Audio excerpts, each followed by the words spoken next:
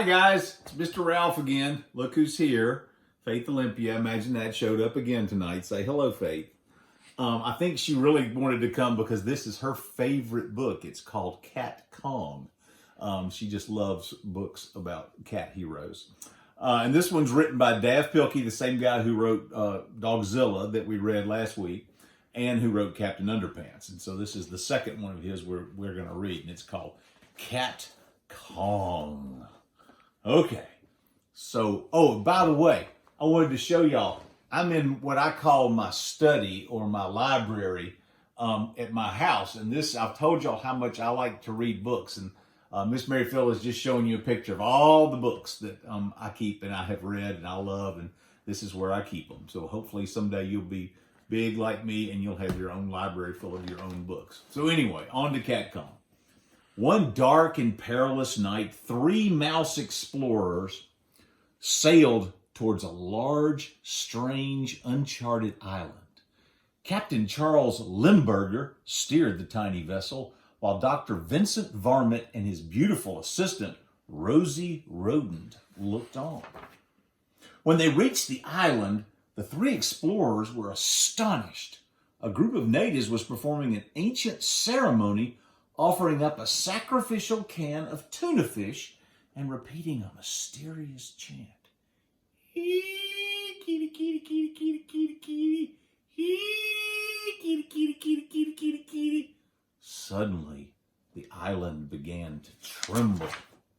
Crashing through the thick forest came the most frightening creature ever known to mouse kind, the mighty Cat Kong. Meowing and hissing ferociously, the colossal cat took 3 giant kitty steps, tripped over the tuna fish can, and clunk. Cat Kong bumped his head on the ground and was knocked out cold. If only we could bring him back to the city with us, said Dr. Varmint. No, replied Rosie. It would be wrong to take this creature away from its natural habitat just to satisfy our scientific curiosity. Forget science, said the doctor. Think of all the money we could make. Ha ha! So they wrapped Cat Kong in a giant burlap bag and tied him tightly to the ship. And they sailed back to the great city of Mouseopolis. They took special care not to let the cat out of the bag. Several days later in downtown Mouseopolis, look at all the mice watching. Dr. Varmint unveiled his discovery to a sold-out crowd. Ladies and gentle mice, he squeaked. I give you Cat Kong, the 9-lived wonder of the world. The audience cheered. Cat Kong, however, was not amused. The towering tomcat hissed and meowed wildly. Kind of like that. Do not be afraid, Dr. Varmint told the crowd. There is no way this creature can escape. I repeat, there is no way this creature can escape. And look what's happening to the shackles that were holding him. And the doctor said, I could be wrong about that part. And the cat was free. Soon the city of Mouseopolis was in a panic. The ferocious feline tore through the streets, knocking down buildings, ripping out power lines, generally causing quite a ruckus. Captain Charles Limburger rushed off to organize a counterattack team, while the beautiful Rosie Rodent watched the destruction from her apartment window. Help! Cried the engineer. The cat's got my train.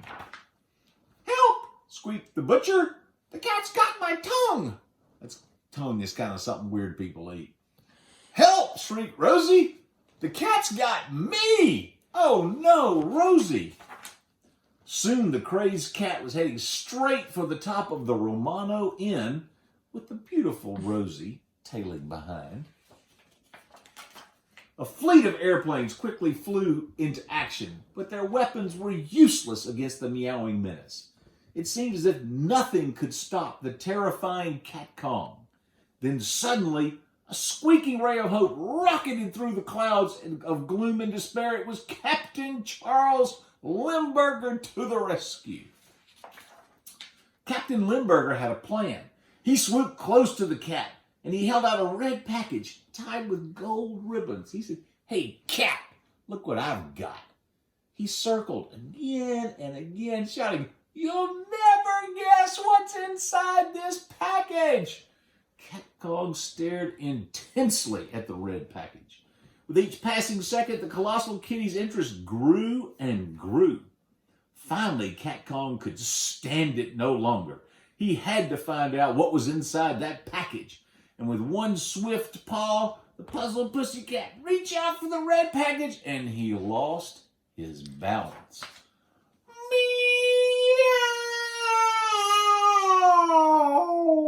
Splat! Faith Olympia hates that part. When the dust settled, a crowd of mice, look at the kitty cat, head down in the street. When the dust settled, a crowd of mice gathered to view the final resting place of the mighty Cat Kong. "He's fallen," said one mouse. "And he can't get up," said another. "Well," said the chief of police, "it looks as if beauty killed the beast." "No," said Dr. Varmint as he looked sadly into the glowing red horizon. "It was curiosity. Curiosity killed the cat." The end. Bye, guys. See you next week.